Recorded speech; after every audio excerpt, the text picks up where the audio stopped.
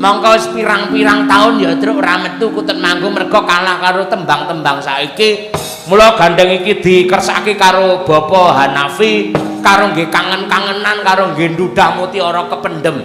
Oh iya, Banjur sing nembang apike sapa Mas Gareng? Wis sing diratakake wae. Engko Bu Kesi ya melu nembang, Genduk Niken Salindri ya melu nembang, terus Mbak Lia Sundari ya melu nembang lan liya-liyane. Oh ngono. Sing miwiti sapa dhisik? Tak nyuwun pambiyantu karo ya kuwi Ibu Sukesi Rahayu men mbukani miwiti luwih dhisik. Oh iya, kaya ngono kuwi. Monggo Bu Kesi dipun aturaken dumateng Bapak Haji Hanafi sumrambahipun para pinisepuh, para lenggah ngentasik keparang wungon mapan wonten ing pendopo Yayasan Sumodiningrat ing Menawan Merak Kecamatan Dempet Demak mriki. Maka Bu Kesi, yuk.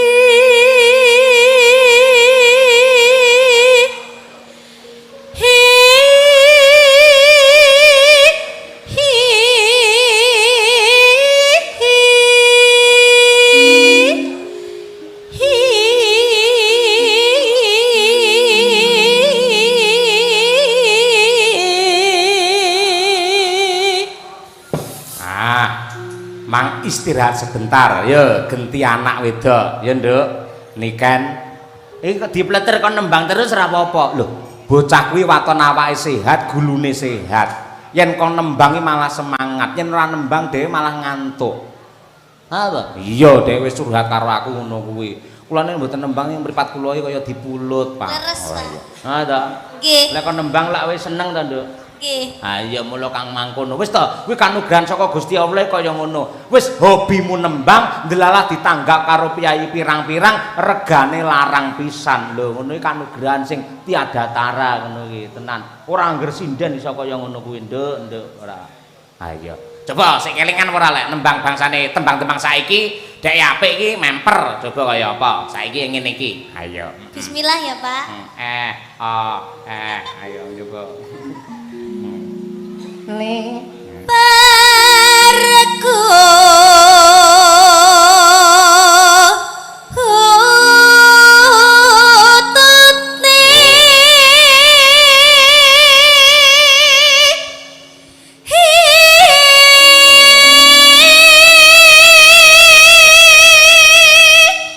Kutut iki lek sik utuh ya kaya ngene, banter tenan. Heeh, wulune sik utuh. Lek Bu Kesi wis brodol kabeh wulune ya. Ha iya. Wulu apa, Pak? Hah? Wulu apa, Pak? Kutut ora. Nyuwun sewu Pak Dalang. Napa? Ya mbok aja sia-sia karo bojone. Lah ngapa? Ya. Biyen ketok apa, saiki ketok apa? Biyen ketok Bu Kesi, saiki ya Bu Kesi. Lha biyen iki to jaman aku sak padha niken kuwi ya suaraku ya kaya bledek ngono kuwi. Gandeng saiki wis manak papat ya mergo mbok anaki kuwi mau ya wis akhirnya brodol kabeh. Ayo. Lha ngono ki wis faktor alami, faktor usia.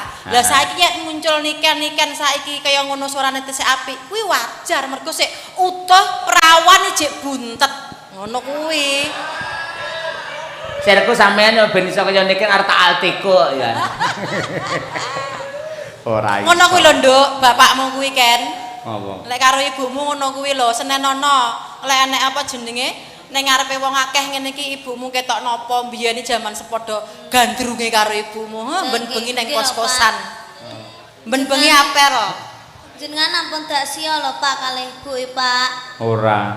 Jenengan riyen lahirnya nggih saka rahim seorang ibu. Wah, iya iya bener masyaallah. Jadi jenengan itu harus menghormati wanita, apalagi kalau wanita itu sedang PMS Pak. Ya ampun itu sakitnya luar biasa. Apa PMS? Jangan PMS itu waktu wanita marah-marah gitu loh Pak. Kepanjangannya PMS sih apa? Palang Merah Indonesia. Itu PMI. Nah, palang merah sekali ya. Ngono kuwi aku yo ngelingan oleh ngono jasa-jasa seorang ibu kelingan. Nek sing gregetne bapakku kuwi tenan. Aku biyen arep lahir kelingan digetak karo bapakku, sirku ra ndang metu-metu. Lah karo bapakku digetak. Le ndang metu dalane selak nggih gentenan karo bapak. Akhire mak budul ngono. Napa niku Pak? Sok tak SMS dhewe wis ta. Nggih. Ya. Neng Harsa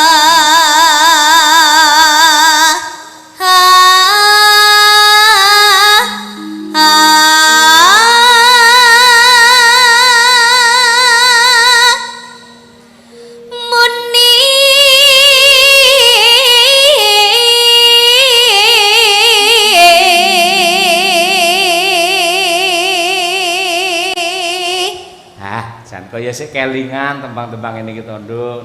Bismillah Pak. Nah, tenan. Lek ngene iki jan kowe kaya sinden tenan. Wis jan kaya madangkara tenan ngono lho. Kapan-kapan mangkat konjaten bareng bis karo kanca-kanca ngono ya. Nggih. Mendal ketok kaya widodari tenan kowe. Bayarannya ampun dipadakne lho Pak. Ora bakal mesti tak bedake dhewe. Gaweanmu ya tak tambahi rampung wayangan ngusungi debok ngono kuwi. Ayo minta apike ayo ning plang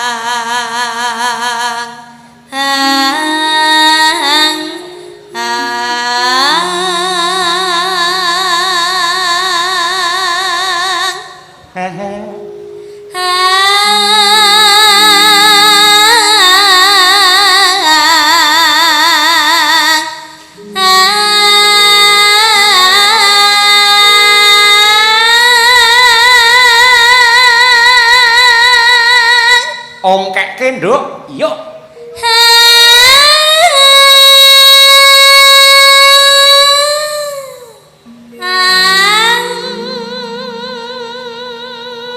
Nene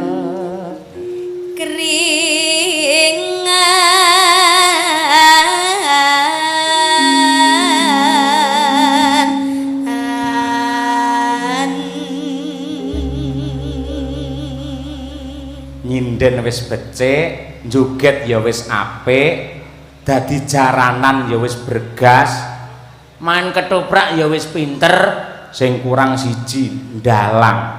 Sampeyan kok anak dalang to? Nggih. Kapan-kapan kudu sinau dalang. OTW Pak. OTW ya? Nggih. Lah butuh buku apa wae, naskah apa wae tak kirimi kon jaten. Wis tenan. Pokoke aku sing mayang sampean sing nyimpingi aku. Kowe nang burine ayo Ken terus Ken ayo sak garis kas lho ayo Nduk anggang nyaman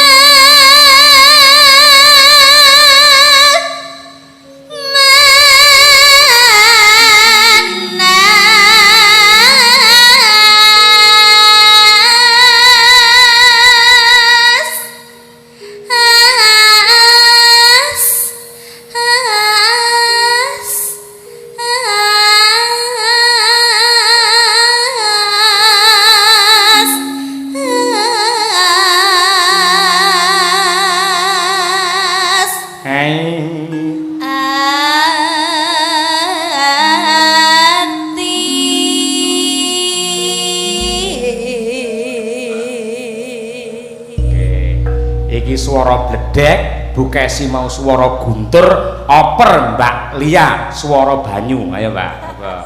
Halus sih itu nggih. Men manggung coba. Siap. Anggendas guys, ayo. Dengkelmu mlocot ya ora, tabuhe pirang-pirang. Lho kreasi kok. Kreasi ora ngono kuwi. Ora iso. Ngawut ya ora. Nah, jan kompak. Saiki diwalik sing yuk putri, sing yo kakung. Jiro lu. Yo.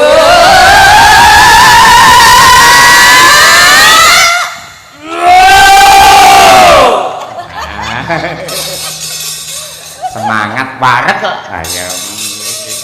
Nanduk kan ya nah. Yo coba ya. Lanjut bukesi mawon, Pak. Dalam Lanjut bukesi mawon. nggih sirku ya pancen aku ngono kok. Aku ki 10 menit ora krungu suarane mbokmu awakku meriang. Ayo ngono. Nanti kaya ngono ki lho. Bapakmu le tresno karo mbokmu kaya ngono. Tenan lho Ken. Nduk, nih Ken. Apa? Disekseni lho ya awake dhewe nyekseni bapakmu. Jare tresno banget karo ibun, ha to? Lho, aku ki uripku ki ora iso pisah karo Bu Kesi. Aku njajal, Bu, njaluk duwike, nggo dhuwit pirang yuta. Aku tak ning mall, Bu. Aku tekan mall yo bingung arep tuku apa iki bingung. Akhirnya yo mulih ora nggo apa-apa. Heeh. Ya pengine arep tuku sandal. Ning milih sing endi sandal ning toko yo kiwa kabeh nyapa to. Kowe goblok iki kowe pancen dipajang aku lek tuku tenan ya tekene ya teko ora senengane. Ketoke nek kermen kok kiwa kabeh. Ya Bu Kesi bantunen ning wangono iki. Ya. Bareng ngombe mangan. Ya. Inden-inden cantik-cantiknya Madangkara iki. Ayo wis. Bareng gerem polah nyatane ya jos kaya ngono. Wah, sinden saiki apa ta sing ra apik mesti apik kabeh. Ya. Yo ki genti anak wedok sadurunge kundur neng kota Tahu Kediri. Mbak Niken Salindri jumenenge men dihormati karo pamundhute Pak Hanafi ugi perahu layar. Nggih. Oh tembangke bareng-bareng. Kok ben ngaturake tembang sing kekinian kira-kira sing jalan apa nduk ngono wis. Ketok semangat, ketok le marem to nduk sampean iki. Nggih, kula niku pokoke remen sangat to, Pak. Lek pokoke dalangin jenengane, Pak. Sebab apa Cahayu? Sudah menyatu. Wah, sudah menyatu, lahir lan batin ya nduk ya. Nggih. Temenanan, semoga-moga engko kapan neh iso ketemu sak panggung neh karo bapak. Nggih, amin. Iki piye nduk, bapak bar iki suwep ya nduk. Nah, apalagi sekarang itu harus menjaga kesehatan dan juga ekonomi, Pak. Kesehatan dan ekonomi. Lho, apa sambunge gandeng iki? Karena ini kan sudah ada virus lagi yang menyebar. Apa itu? Virus cacar monyet. Kuwi tenanan apa guyon? Nggih, tenanan loh, Pak. Cacar monyet. Iya, apalagi habis ini insya Allah jangan pandemi lagi. Amin. Soalnya udah ada korban ratusan orang meninggal karena virus itu, Pak. Sudah masuk di Hong Kong dan semoga tidak menyebar di Indonesia. Cara penularannya gimana itu? Nggih, kados Covid ngoten niku lho, Pak. Ya flu-flu ngono kae ya. Itu semacam kados penyakit gatal-gatal. Ya semoga-moga ndedonga marang ngarsane Gusti Allah ora nganti virus kuwi tekan Indonesia. Mergo lek nganti tekan kene sing paling apes dhewe seniman, Nduk. Nggih. Ngerti to, Nduk? Nggih mboten seniman tok, Pak, nggih sedaya. Iya ning sing apes ketok banget iki seniman. Wong plunga-plungu karo mangani serandal. Nggih. Ning jaman semono nalika pandemi iki nadyato ngendi-ngendi rawayangan, riyen niku Pak Haji Hanafi tetep nekat wayangan lho biyen iki nalika pandemi. Oh, virtual. Virtual. Rawuh ya ana ning terbatas ngono kuwi. Nggih. Iki lho sing dikersakake iki tembang kekinian saka Pak Haji Hanafi arep nembang apa sing kira-kira kanca-kanca utawa kangmas-kangmas Madangkara iki bisa ngono kuwi. Lek aku pribadi angger kowe wis kitir sumilir walah senengku wis ra umum. Nggih, Pon, kitir. Ning lek ora aku tok sing pinangkani kabeh ngono kuwi. Nggih, Pak, kitir mawon. Kitir ya. Lain kali nak niku Pak, napa nggarap sekti, Pak? Apa? Sekti. Sekti. Sing sayang sawangan rembulan kae niku lho, Pak. Terusno Nggih, terusno sik. Sumunar nyawang aku ro kowe. Masa digawe langgam, Pak? Oh iya. Sayang yakin wis ora suwe sesandingan aku cecero kowe. Dadi iki kok langgam dadi iki yakin dadi lek Madangkara dadi titisane condong rasa ayo kuwi rumah makan condong rasa ki ora nggih dadi ya Mbah Wit ya dadi iso langsung langgam lho ya Kowe mau nicul ngono langsung kene dedentuk blak kuntuk du popo langsung iso. Muni yo, ndang. Ayo,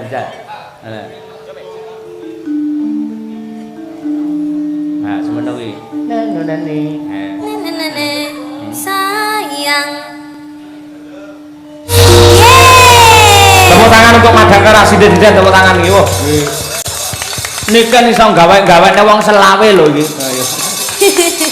Lah iki hebat sekali, Pak. Nadian spontan lagi krungu langsung temu ta? Heeh. Kaya ngono kuwi. Wah, berarti bar iki nggarap laguku, Pak.